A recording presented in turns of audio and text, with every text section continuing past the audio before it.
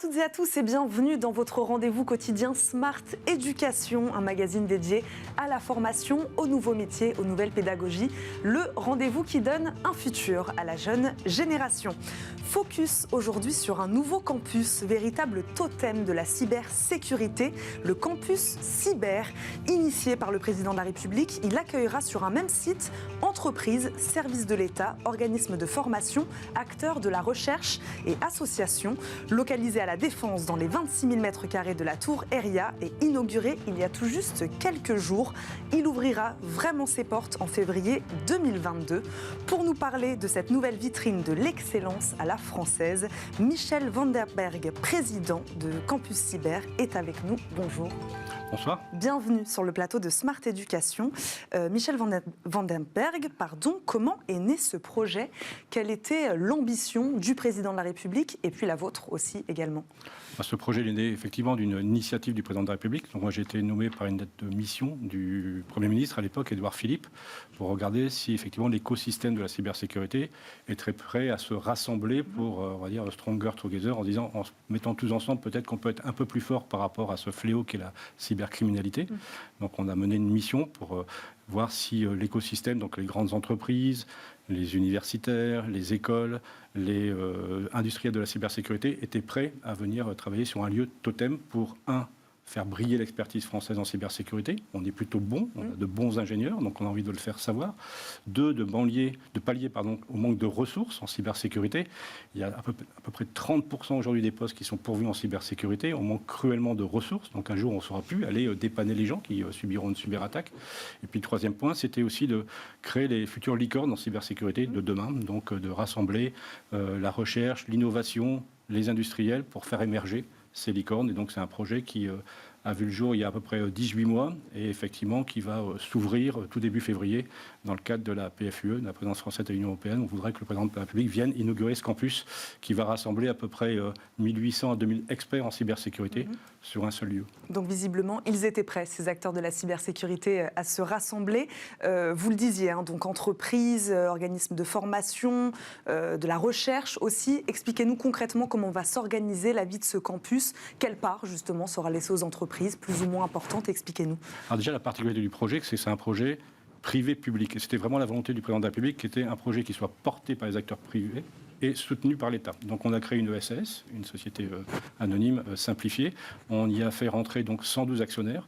Les plus grandes entreprises françaises sont là, donc BNP, Total, Société Générale, ArcelorMittal, voilà, toutes les grands du CAC 40 sont présents et sont actionnaires de cette SAS. Ensuite, on a voulu aussi que tout l'écosystème soit représenté. Donc on a fait des tickets d'action pour les associations, pour les écoles, pour les universités, voilà, pour que tout le monde puisse participer au sein du conseil d'administration. Et ensuite, l'État a abondé à hauteur de 3,5 millions d'euros pour rentrer à 45% donc, de l'actionnariat de ce campus. Donc c'est un campus qui démarre avec 8 millions d'euros de capital, 4,5 millions privés, 3,5 millions publics. Voilà, on va faire une nouvelle augmentation de capital pour pouvoir faire rentrer les départements aujourd'hui, du 92, du 78. Il y a l'agglomération de 50 en Yvelines aussi qui veut participer à ce projet, voilà, pour pouvoir se donner les moyens d'accueillir les gens dans un immeuble tout à fait moderne et surtout capable de pouvoir accueillir les toutes petites entreprises qui commencent à se développer et les mettre à côté des très grands industriels pour qu'ils puissent justement merger et créer des offres ensemble. Vous parliez des grands industriels, de ces grandes entreprises, elles sont actionnaires donc, c'est ça, c'est ce que vous nous dites. Qu'est-ce qu'elles vont apporter exactement, concrètement à la vie de ce campus, en plus de fonds et d'investissements? Justement, la différence aussi par rapport à d'autres campus qui existent comme Beersheba en Israël ou Skolkovo en Russie, c'est que ce sera un campus qui sera un campus opérationnel. Donc les équipes vont venir y travailler au quotidien et donc on va créer des offres ensemble pour mieux sécuriser les entreprises et surtout les petites entreprises parce que les grands ont compris, les grands ont les moyens de pouvoir se cybersécuriser. Une PME aujourd'hui n'a aucun moyen de pouvoir se sécuriser tout seul. Donc voilà, dans ce qu'on veut, c'est un échange de bons procédés. Voilà, c'est créer de nouvelles offres les plus transparentes possibles, copier un peu l'automobile. Vous savez, dans l'automobile, maintenant, on monte dans une voiture, on sait qu'il y a la sécurité qui est embarquée. On ne sait pas trop comment ça fonctionne, mais on sait que les voitures sont de plus en plus sûres. Ce qu'on voudrait faire un peu avec le numérique et faire à ce qu'on puisse avoir des offres qui soient les plus transparentes possibles pour l'utilisateur pour que, quand il clique sur Internet, il ne soit pas toujours en se demander s'il clique sur un lien qui soit valide ou pas. Vous le disiez, la menace cyber est de plus en plus importante. Pourquoi c'est un enjeu crucial aujourd'hui pour les entreprises, les collectivités, plus largement les États même, de former à ces métiers de la cybersécurité? Parce qu'on le voit, la cybercriminalité s'est multipliée par 4. On a énormément d'attaques. Et ce qu'on s'aperçoit, c'est que c'est des attaques de moins en moins complexes, mais qui touchent un maximum d'entreprises.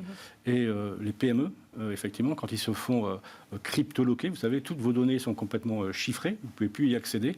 Il y a deux façons de faire. Soit d'être capable de pouvoir travailler sans informatique, et ça c'est très difficile dans l'époque dans laquelle on vit aujourd'hui, soit très souvent c'est d'essayer de remettre en place son système d'information, très compliqué parce que les gens souvent ne l'ont pas prévu. Donc qu'est-ce qui se passe ? Soit les gens ne payent pas la rançon, et quand ils ne payent pas la rançon, 90% des entreprises déposent le bilan, puisqu'ils ne savent plus répondre à leurs besoins vis-à-vis de leurs clients. Sinon, ils payent la rançon, et donc ils font fonctionner tout cet écosystème mafieux, puisque...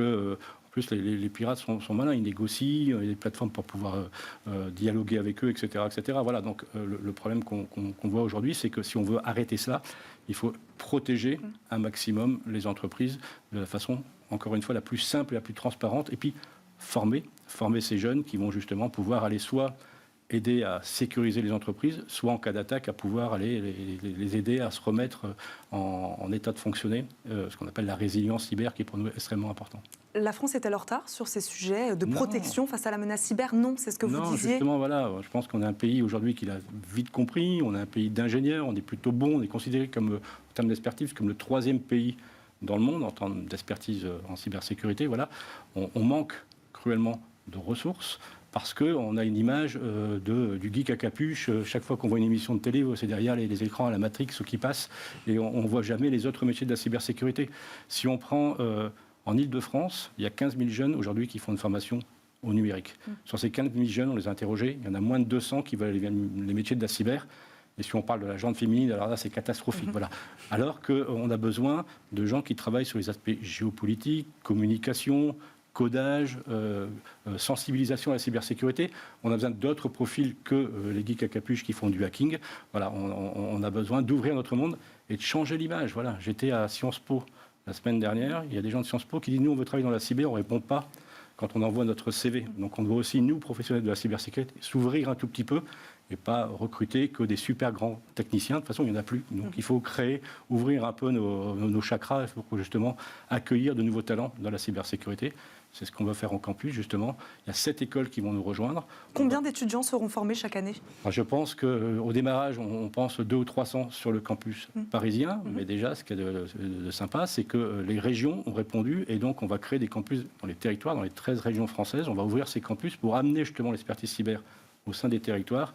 Et donc, on espère en sortir quelques milliers tous les ans et faire briller cette marque Campus Cyber qui viendrait pour une sorte de marque totem pour pouvoir dire, voilà, aujourd'hui je sors d'une formation Campus Cyber et donner la confiance vis-à-vis des entreprises qui vont les embaucher. Pour rester sur cette question de la place de la France vis-à-vis des autres pays, comment se place-t-elle ? Est-ce que ce modèle de campus existe ailleurs ? Ou c'est vous, c'est tout nouveau ? Justement, c'est là, pour une fois, on est vraiment les premiers à l'avoir créé. Et il y avait une grande manifestation cyber en début d'année qui a eu lieu. Et nos homologues européens sont venus nous voir en disant « Ce que vous avez fait en France, c'est top, on veut le répliquer.